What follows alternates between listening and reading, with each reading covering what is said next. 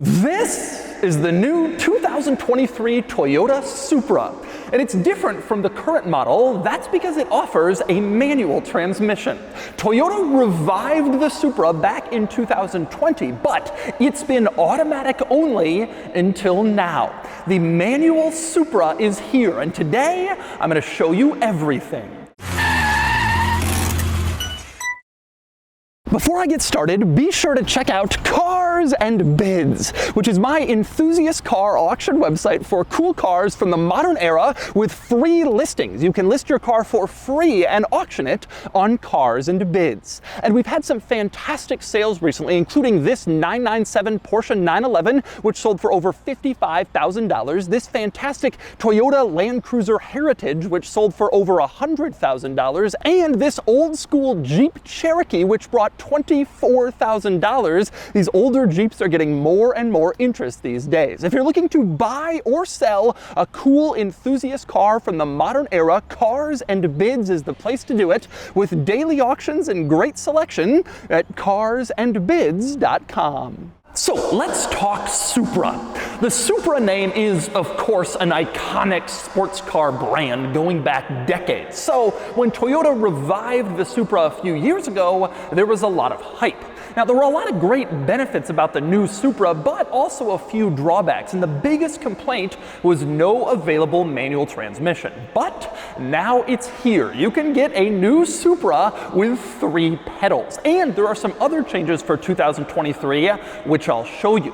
I can't drive this Supra yet, but I can take you on a thorough tour of its quirks and features, so let's get started.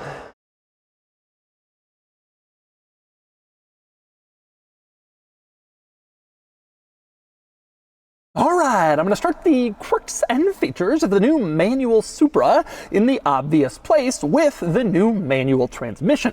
A few basics to get us started here. This is a 6-speed manual. You can see the gear lever here with GR printed on top, the GR logo, which stands for Gazoo Racing, Toyota's new high-performance arm. To access reverse, it's over and to the left. The lockout is just a hard push to the left and then go up, and you're in reverse in the 6-speed manual. Now, you might be wondering, well, where exactly does this manual transmission come from? When the Supra launched back in 2020, they told us it was automatic only, and suddenly they found a manual. Well, the answer is it comes from BMW, which is no surprise because the Supra is largely a BMW underneath. Most of the mechanical components in this car come from BMW, and that includes this new manual, although Toyota was very clear to tell me it doesn't come from any one specific BMW. They had to kind of adapt pieces of various different BMW transmissions in order to create this, so it is not plug and play from any BMW. It's not a transmission offered on the Z4 or the M3, but it has various pieces of transmissions from those vehicles to make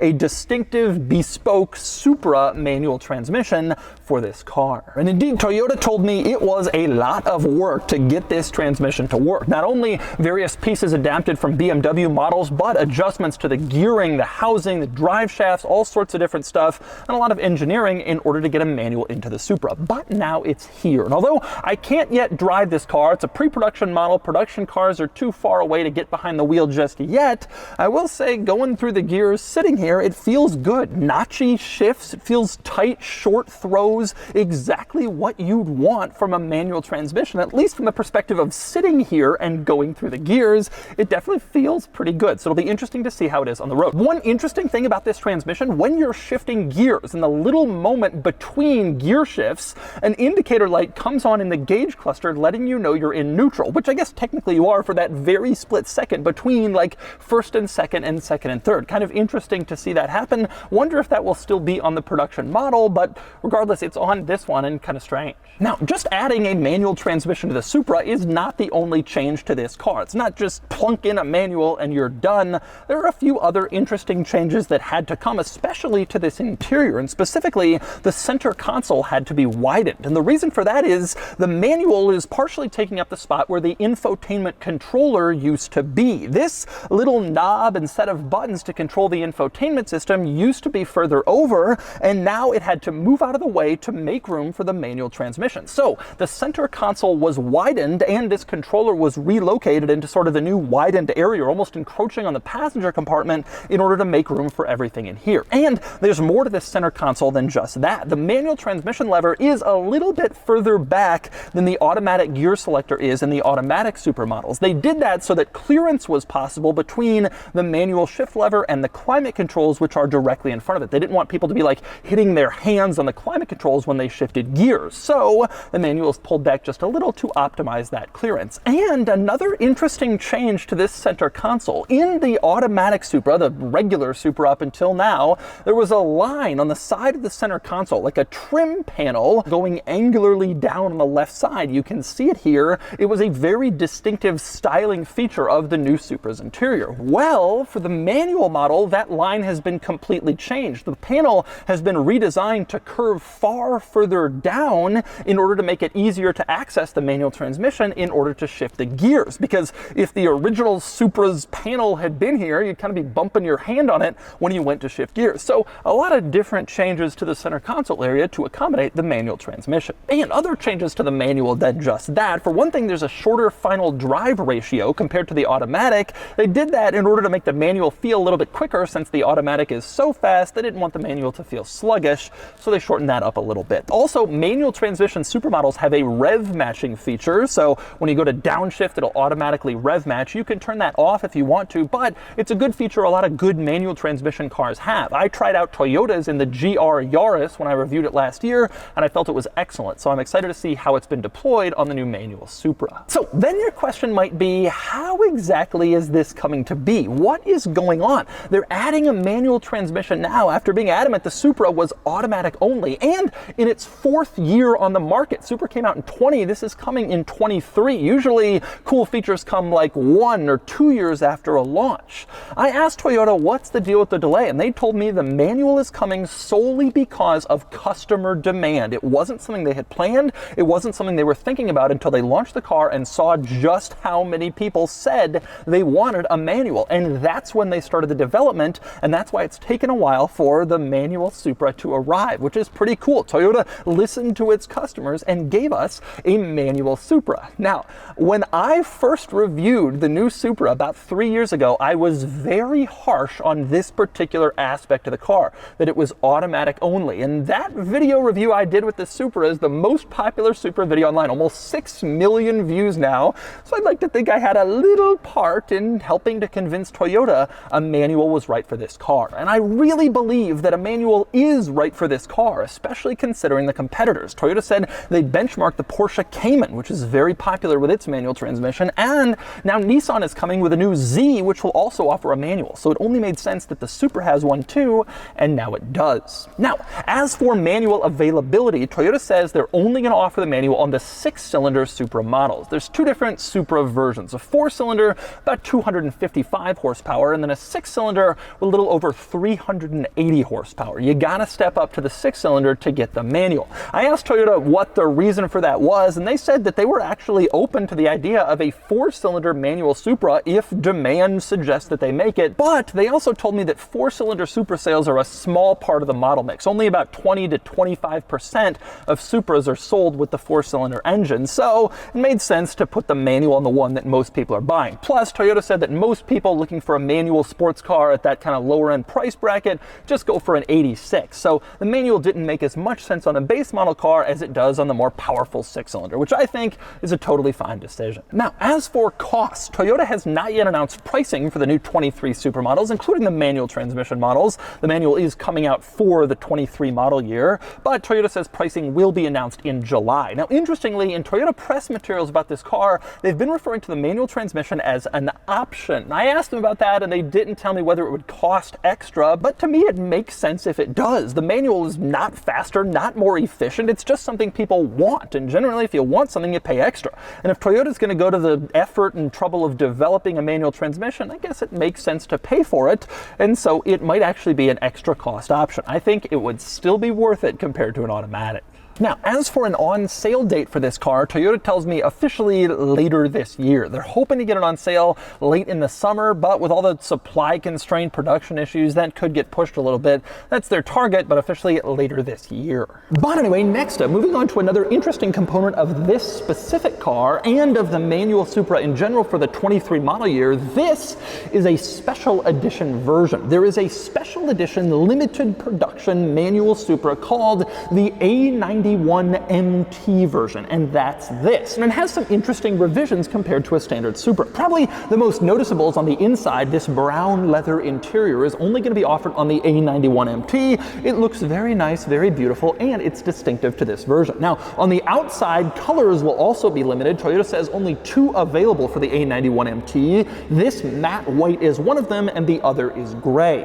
Wheel design will also be distinctive to the A91MT version. 18-inch wheels just like the regular Supra, but they have a distinctive gunmetal finish that will set apart the A91MT. You also have a red Supra badge on the back for the A91MT to distinguish it further, and red brake calipers, which also set it apart even more. And under the hood, you have these strut tower braces. I guess the theory is they will help add a little bit of rigidity and improve handling ever so slightly. Those are unique to the A91MT model. Other changes on the inside, you have this little plaque on the side of the dashboard reminding you that yours is special, one of the 500 A91MT versions. And you also have a JBL sound system. Standard in A91MT models, a 12-speaker sound system to provide maximum sound, and also some subwoofers in the trunk that go along with that extra sound system. Now, like I said, A91MT limited to just 500 units for the whole world. And even though most of the changes are pretty cosmetic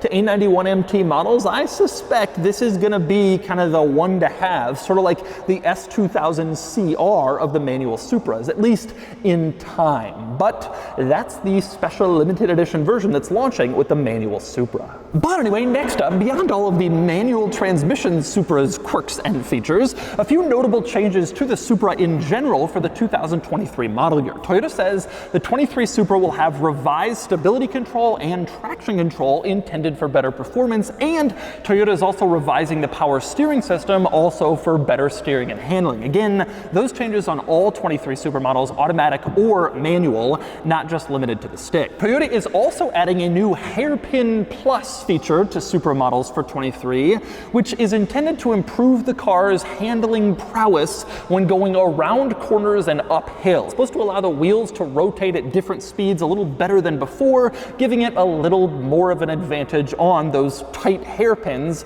uphill. Also for 23, there is a new color called Stratosphere Blue. And that's kind of a summary of the changes for the 23 model year Supra. But anyway, next up, onto the general quirks and features of the Supra, because it's been a long time since I've reviewed a new Supra, so let's do a little quirks and features refresher. One of the most notable quirks of the latest Supra is all of the BMW stuff inside. BMW switches in the center console out of every BMW model. Switches for the headlights, on the steering wheel, the seat controls, the window controls, all of this stuff is BMW. Now, again, this makes sense. Like I said earlier, BMW is responsible for a large portion of the parts in this vehicle, and that includes a lot of the interior components in addition to the powertrain. But it just kind of messes with your mind. You're getting in a Toyota Supra and there's just BMW stuff everywhere. I kind of forget that until I get in one of these and I'm immediately reminded. Now, with that said, Toyota has done some cool Toyota touches to this car, and two of my very favorites are in the back. One, the taillights are meant to kind of mimic the look of the old school Supra taillights. They have a distinctive design, they look very cool, and they're very uniquely Supra. Maybe even more uniquely Supra is the badge on the back that actually says Supra in the very same font Toyota used for the Supra badge on the 90s model, the iconic Mark IV Supra. Same font carried over 25 years later onto this model, which I've always thought was a great Toyota touch for this car. But anyway, next up, onto some general interior quirks and features of the latest Supra. One thing thing I absolutely love in this car is the gauge cluster screen. It's not as configurable or as heavy on information and displays as it could be, but I think it just looks cool, as you can see. I love the tachometer right in the center using this cool font. I like how the gauges on the side are displayed with these horizontal lines like the fuel gauge. It almost looks kind of fighter jetty in here and very sporty, and it's definitely a cool touch and a perfect fit for this car. Now, one interesting thing about this gauge cluster is that sport mode livens it up a little bit. You go into sport mode, you can see it gets redder and it emphasizes the tachometer a little bit more. One other thing that sport mode does is improve the exhaust note. Take a listen to the exhaust note in regular mode.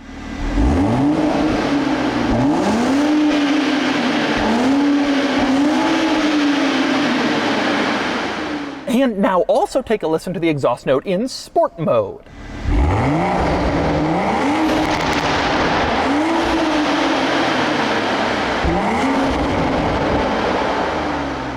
Sounds pretty good, but something I just noticed about the sport mode and the gauge cluster, doesn't that sport mode gauge cluster red line look like candy corn? Take a look at the red line in the gauge cluster and then take a look at this piece of candy corn. Tell me that they don't look rather similar. There's something there, people. How about the sport mode button, which as you can see is the same size of all 3 buttons below it combined. You have this massive sport button, which is much larger than most other buttons in this car. They really want you to press it, and it looks very tempting there in the center console. But interestingly, while the sport button is very large in this car, one thing that's unusually small, maybe disappointingly so, is the infotainment screen. It's tacked on here at the top of the dashboard, and you can see it's relatively small, and it's not as user-friendly, as easy, or as comprehensive as these systems in modern BMW models, the brand new BMW stuff. Now, it works okay. It does exactly what you'd need it to. It's responsive to your touch and pretty intuitive. It just doesn't have all the controls and features you might want. Frankly, I don't think that's a huge drawback with this car, since I suspect sports car buyers don't quite have the infotainment needs of luxury car or big family car buyers. It's good enough, just not amazingly great.